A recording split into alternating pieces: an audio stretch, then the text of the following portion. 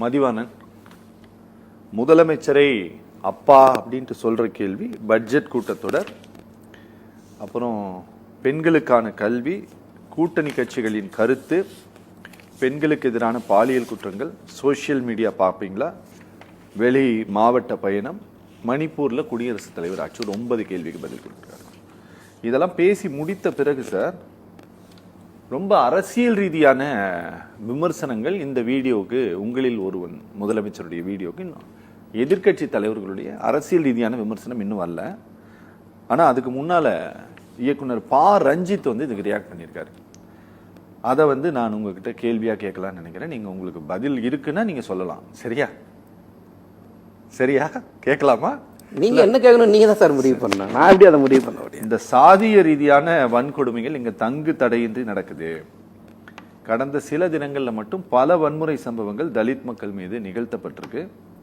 இதை தடுக்க அல்லது குறைந்தபட்சம் இப்படி நடக்கிறது அப்படிங்கிறத ஒப்புக்கொள்வீரா மாண்புமிகு முதலமைச்சர் ஸ்டாலின் அவர்களே? ஒவ்வொருத்தருக்கா பதில் சொல்லலாமா?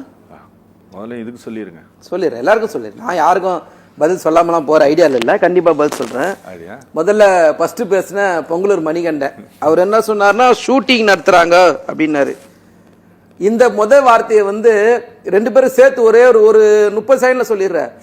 தான் ஒருவன் எப்படியோ அப்படிதான் மத்தவங்கள பாப்பான்னு சொல்லிட்டு பெரியவங்க சொல்றாங்க. நீங்க 2 பேரும் நடிகர்களா இருக்கிறதுனால உங்களுக்கு பாக்குறவங்க அந்த மாதிரி தெரியுது, நல்லவங்க யாரு கெட்டவங்க யாருன்னு தெரியல. ஆனால் நீங்க அந்த மாதிரி இருப்பீங்கன்றது என்னுடைய ஆணித்தரமான கருத்து. நீங்க யார் சார்பா வந்திருக்கீங்களோ அந்த தலைமைக்கு அதே தான் பதில் முதல்ல. ரெண்டாவது, 2 பேரும் ஒரு தரவு பேசுறாங்கல்ல, ஏதோ ஒரு குற்றச்சாட்டு இல்ல குற்றங்கள் சம்பந்தப்பட்டு, எந்த குற்றச்சாட்டு சம்பந்தப்பட்டு இவங்க பேசுறாங்கன்னா அதை முதல்ல சொல்லுங்க. இப்போ நண்பர் தூத்துக்குடி செல்வம் பேசுறது பிஜேபி சார்பா பேசுறாரு, அவரு அதிமுக ஆதரவாளரா பேசுறாரு பொங்கலூர் மணிகண்டன். 2 பேருக்கு நான் ஒரே கேட்கிறேன், என்சிஆர்பி டேட்டான்னு ஒன்று இருக்குல்ல, இது எல்லாரும் பார்த்துட்டு தான் இருக்கிறோம். இந்த என்சிஆர்பி டேட்டால அதிகப்படியான குற்றங்கள் நடக்கிற மாநிலம் எது? உத்தரப்பிரதேசம். அது யாரோட ஆட்சியில் இருக்கு? பாஜக ஆட்சியில் இருக்கு. அங்க யார் முதலமைச்சர்? தூத்துக்குடி செல்வம். நான் அமைதியா இருந்தேன்ல, அமைதியா இருக்கணும். ஏன் இப்ப நீங்க ஆரம்பிக்கவே இல்லை, அதுக்குள்ள பதறீங்க? பயமா இருக்கா?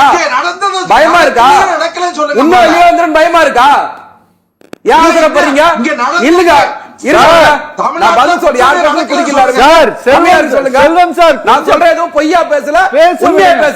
பொய் பேசுற நீங்க இவ்வளவு நேரம் பேசுனீங்கல்ல, உண்மையா பேசும்போது கொஞ்சம் கேளுங்க.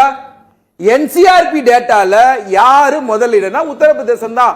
அங்க ஆல்ரெடி யாரு? யோகி ஆதித்யநாத், அதோட முதலமைச்சர், பிஜேபி முதலமைச்சர். மறந்துடக்கூடாது, இது நான் சொல்லல, ஒன்றிய அரசோட தகவல், அதோட தரவுகள் அடிப்படையில் தான் சொல்றேன். ரெண்டாவது, பொங்கலூர் மணிகண்டனுக்கு இன்னொன்னு சொல்லிடுறார். பொங்கலூர் மணிகண்டன் என்ன சொல்றாரு, எந்த அடிப்படையில இவர் பேசுறாருன்னு எனக்கு ஒரு விஷயம் தெரியணும். கடந்த 2021 ஆட்சிக்கு முன்னாடி எடப்பாடி பழனிசாமி கொடுத்துட்டு போனார்ல, அந்த கடைசி ஒரு வருஷம் அதோட எஃப்ஐஆர் மட்டும் 12,87,000 எஃப்ஐஆர். கடந்த வருஷம் எஃப்ஐஆர் 8,66,493 எஃப்ஐஆர். இது அரசுல இருக்கு. நான் எந்த தரவு உங்களை மாதிரி வாட்ஸ்அப்ல நான் பேசல.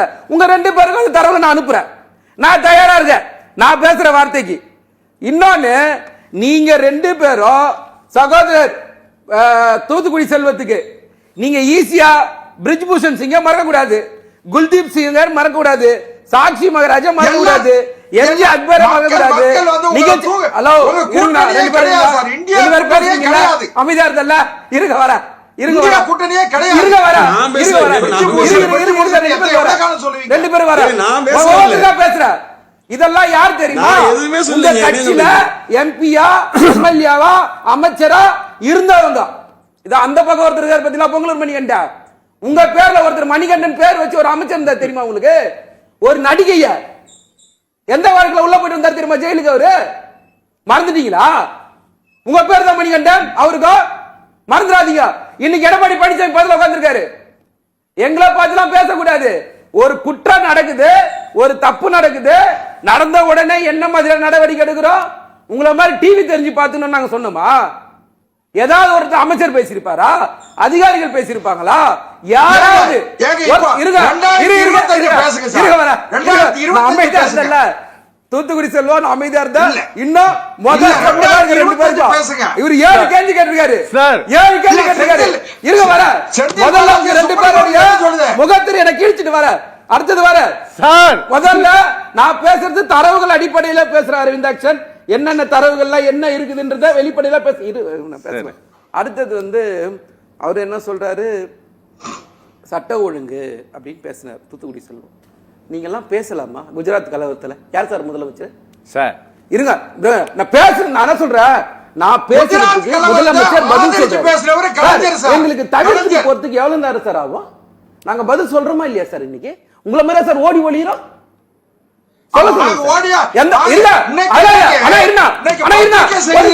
தம்பி பேச விட உங்களை போய் நாங்க ஓடி ஒளியில நேரடியா சந்திக்கிறோம், பதில் சொல்றோம். சட்டமன்றம் வந்தாலும் பதில் சொல்றோம், பொது வெளியா இருந்தாலும் பதில் சொல்றோம். நாங்க பதில் சொல்றோம். நீங்க யாரா பதில் சொல்றீங்களா? 2 பேரும் பதிலே சொல்றது கிடையாது. எந்த நேரம் பார்த்தாலும் பிரச்சனையை திசை திருப்புறது, இதே வேலையா போச்சு.